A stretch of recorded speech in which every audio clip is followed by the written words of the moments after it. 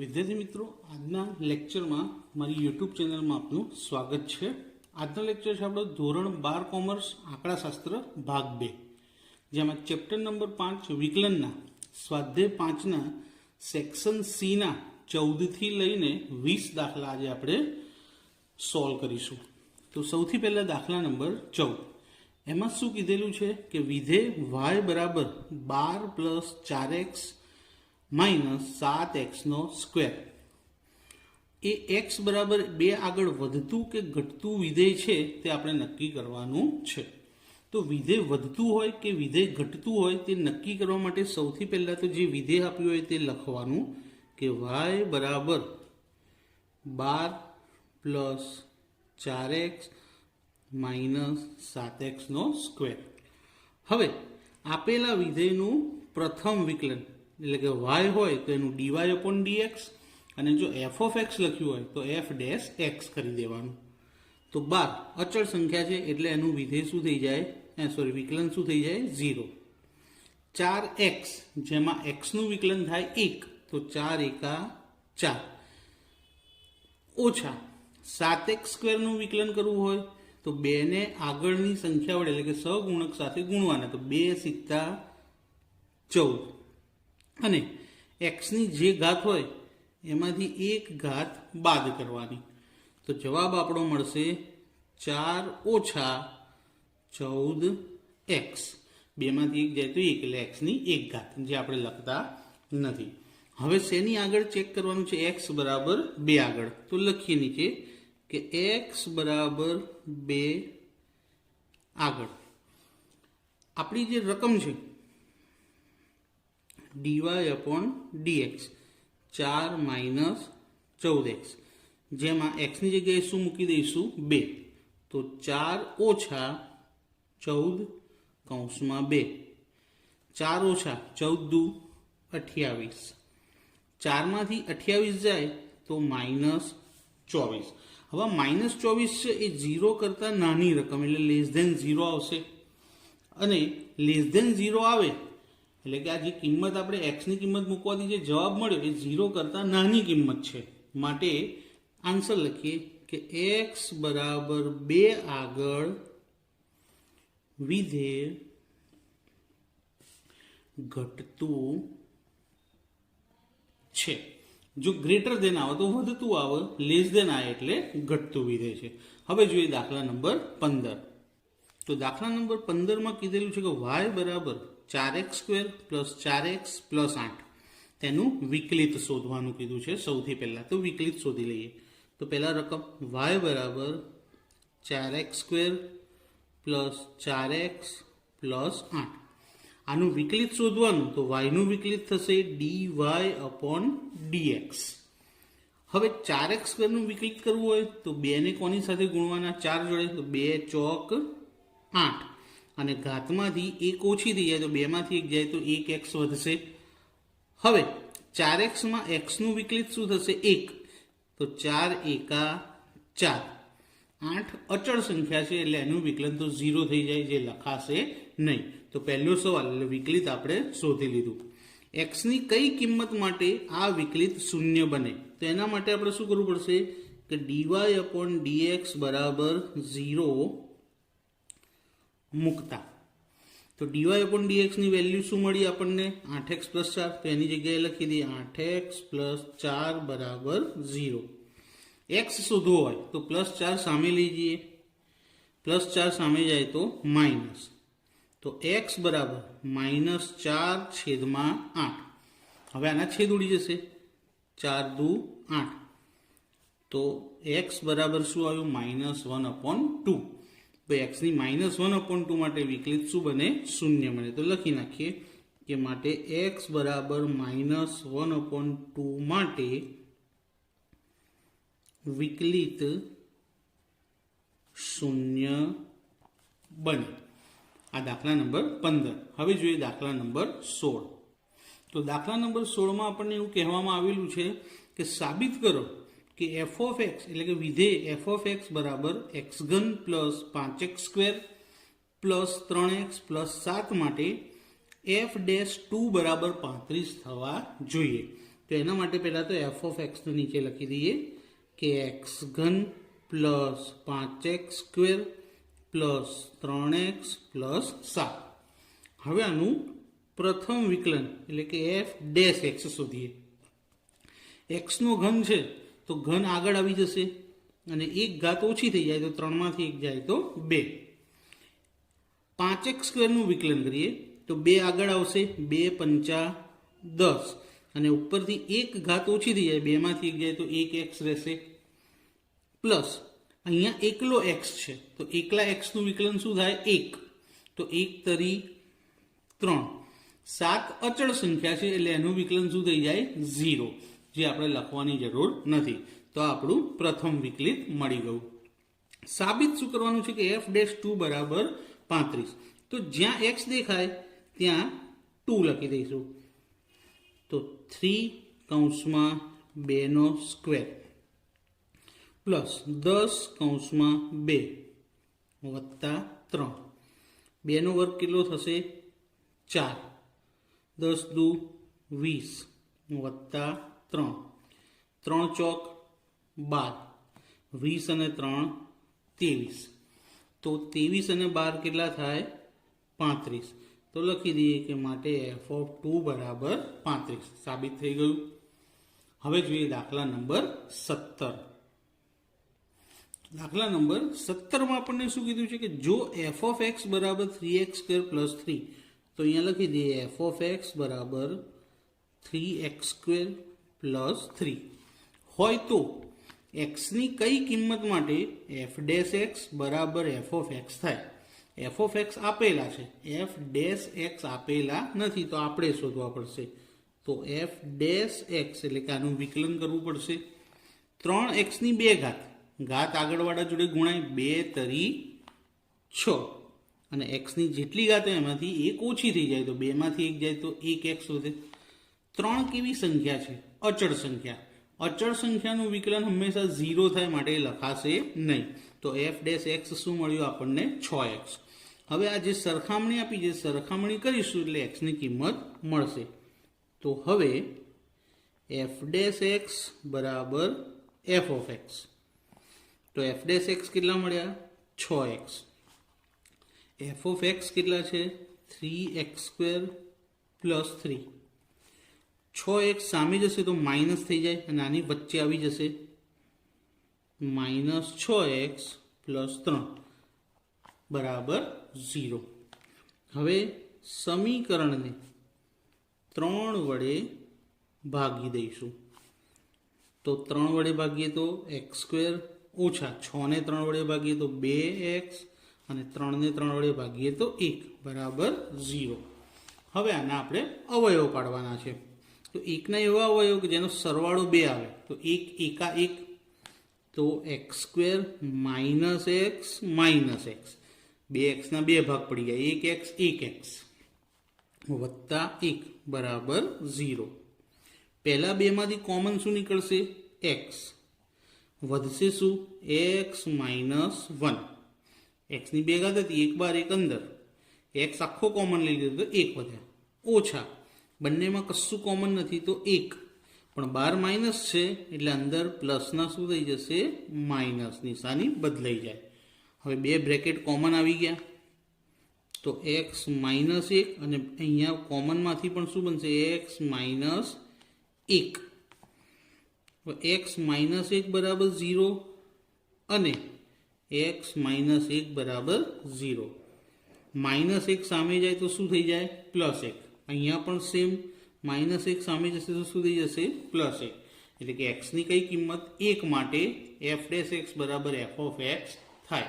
તો નીચે લખીશું કે એક્સ બરાબર 1 માટે એફ ડેશ એક્સ બરાબર એફ ઓફ એક્સ થાય. દાખલા નંબર 17 થોડુંક તકલીફવાળો છે અહીંયા અવયવના લીધે, એટલે ખાસ ધ્યાન આપજો. હવે જોઈએ દાખલા નંબર 18. દાખલા નંબર 18માં આપણને વિધેય y બરાબર આપેલું છે કે y બરાબર 2xની 3 ઘાત પ્લસ 5xની 2 ઘાત ઓછા 3 વત્તા 4 છેદમાં xની 2 ઘાત ઓછા 5 છેદમાં xની 3 ઘાત. હવે એનું શું શોધવાનું કીધું છે? d2y/dx², એટલે કે દ્વિતીય વિકલન. આ જે વિધેય આપ્યું છે એનું 2 વખત વિકલન કરવું પડશે. ખાસ ધ્યાન આપજો. સૌથી પહેલા તો y બરાબર શું છે તે આપણે અહીંયા લખીએ. કે લખવાની જરૂર છે ના, તો ડાયરેક્ટ જ આપણે પ્રથમ વિકલન કરીએ કે dy/dx. તો પહેલું 2x નો ઘન છે એનું વિકલન શું થશે? તો 3 દુ 6 અને x ની 3 માંથી 1 જાય તો કેટલી ઘાત રહેશે? 2 ઘાત. આ પ્રથમ પદનું થયું. વત્તા 5x ની 2 ઘાત એનું વિકલન 2 પંચા 10, x ની 2 ઘાતમાંથી 1 જાય તો 1 જ ઘાત વધશે. ઓછા 3 કેવી સંખ્યા છે? અચળ સંખ્યા, માટે એનું વિકલન શું થઈ જશે? 0 થઈ જાય, એટલે એ લખવાની જરૂર આપણે નથી. ત્યારબાદ 4/x². હવે આ છેદમાં જ્યારે x આવે ત્યારે વિકલનમાં ખાસ કાળજી રાખજો મિત્રો. કેવી રીતે થાય તમને શીખવાડી દઉં. જુઓ, છેદમાં જ્યારે x ની 2 ઘાત હોય, નોર્મલ અંશમાં આપણે શું કરતા હતા કે આગળ ગુણાકાર કરી 1 ઘાત ઓછી કરી દેતા હતા. પણ જ્યારે ઘાત છેદમાં હોય તો ઘાતને ઉપર અંશ સાથે ગુણી લેવાની. ઘાતને ઉપર તમે અંશ સાથે ગુણી લેશો તો 2 ચોક કેટલા થશે? 8. અને નિશાની બદલી નાખવાની. પ્લસ હોય તો શું કરી દેવાની? માઇનસ. અને છેદમાં જેટલી ઘાત હોય એમાં 1 વધારી દેવાની. સમજણ પડી? ફરી એકવાર આગળ એના પછીનું પદ છે એમાં પણ છેદમાં જ છે, તો એમાં જોઈએ. સૌથી પહેલા તો શું કરવાનું? ઘાતને ઉપર ગુણી લેવાની. તો 3 પંચા 15. નિશાની બદલી લેવાની, માઇનસના પ્લસ. અને છેદમાં પ્લસ કરવાના 1. 3 અને 1 4 ઘાત. હવે આ પ્રથમ વિકલન થયું. આનું દ્વિતીય વિકલન d2y/dx². તો 6x ની 2 ઘાત છે એનું વિકલન તો 2 6 12 અને 1 ઘાત ઓછી કરી દઈએ એટલે ખાલી x. 10x, x નું વિકલન શું થાય? 1. તો 10 એકા 10. હવે છેદ આવ્યો. છેદમાં શું કરવાનું? ઘાતને ઉપર ગુણીશું. 3 ઈઠ્ઠા કેવા? 24. અને નિશાની બદલીશું તો માઇનસની પ્લસ. અને છેદમાં ઘાત પ્લસ થઈ જાય તો 3 હતી તો 3માં 1 ઉમેરો તો 4. ફરીથી 4 ને 15 જોડે ગુણીએ તો 15 ચોક 60. ઘાતને પછી પેલા નિશાની જોઈએ, પ્લસની શું થઈ જશે? માઇનસ. અને 1 ઘાત વધી જશે તો 4ની કેટલી થઈ જશે? 5 ઘાત. તો આપેલા વિધેયનું આ પ્રથમ વિકલન અને એનું દ્વિતીય વિકલન જે આપણને શોધવાનું કીધું હતું. તો આન્સર મળી ગયો. હવે જોઈએ દાખલા નંબર 19.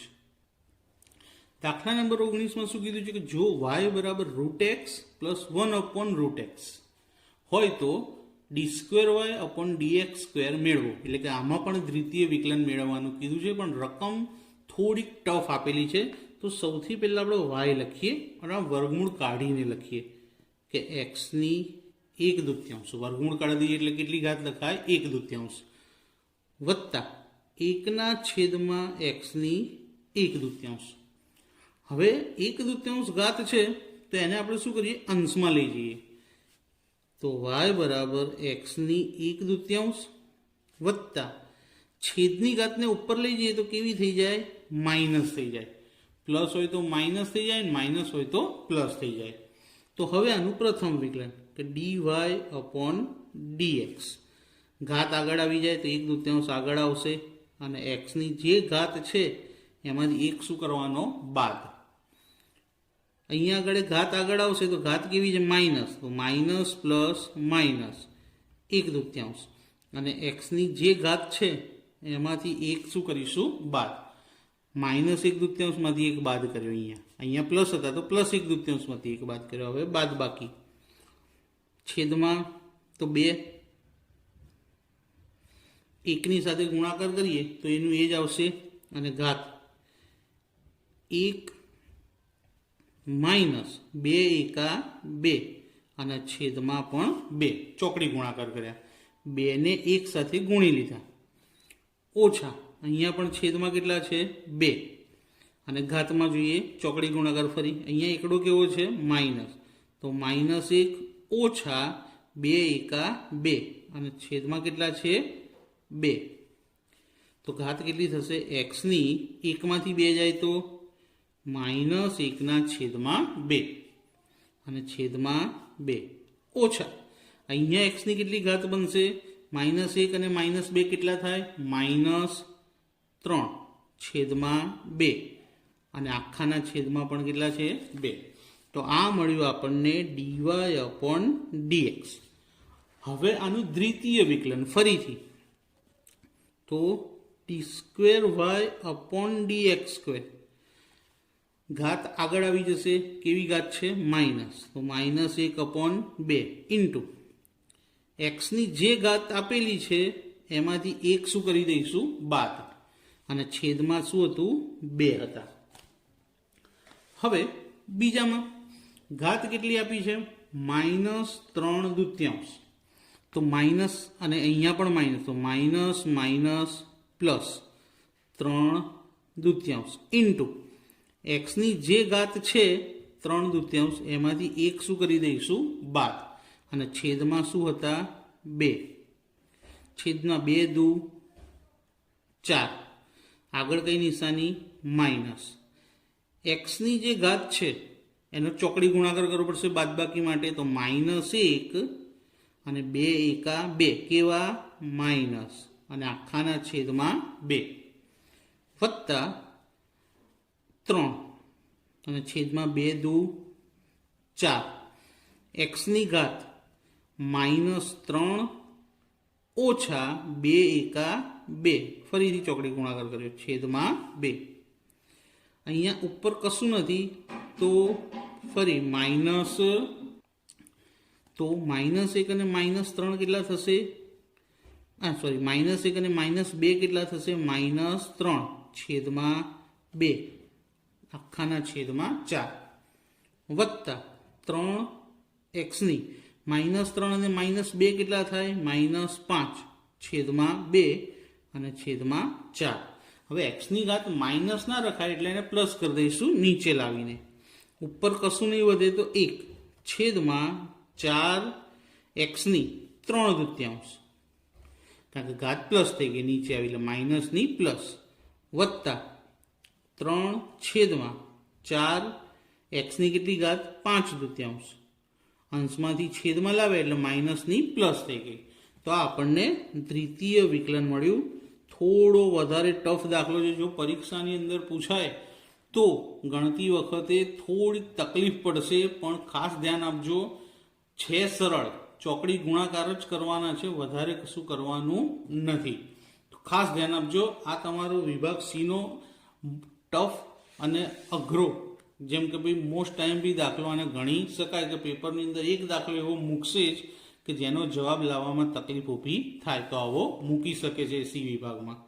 હવે જોઈએ છેલ્લો દાખલા નંબર 20.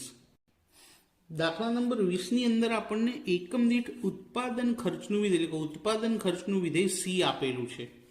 0.0012x² -0.18x + 25, એના પરથી સીમાંત ખર્ચ શોધવાનો છે.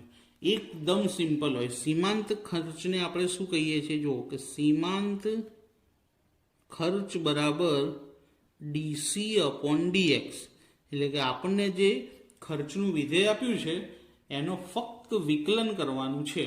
તો વિકલન કરીએ તો 12 દુ 24, તો 0.0024, અને એક્સની એક ઘાત ઓછી થઈ જશે, તો 2માંથી 1 જાય તો 1 જ એક્સ રહેશે ખાલી, માઇનસ 0.18x, એક્સનું વિકલન શું થાય 1, તો 18 એકા 18 એટલે 0.18. તો આ શું મળી ગયું આપણને સીમાંત ખર્ચ. એકદમ સિમ્પલ દાખલો છે, 1 માર્કની અંદર પણ પૂછવો હોય તો પૂછી શકાય, અને જો 2 માર્કમાં પૂછે તો સમજવાનું કે બોનસ માર્ક મળેલા છે. તો મિત્રો આજનો વિડીયો કેવો લાગ્યો, જો તમને પસંદ આવે તો લાઈક કરજો, કોમેન્ટમાં જણાવજો મને, અને તમારા મિત્રોને શેર કરજો, અને ચેનલને સબસ્ક્રાઈબ કરવાનું ભૂલતા નહીં. Thank you.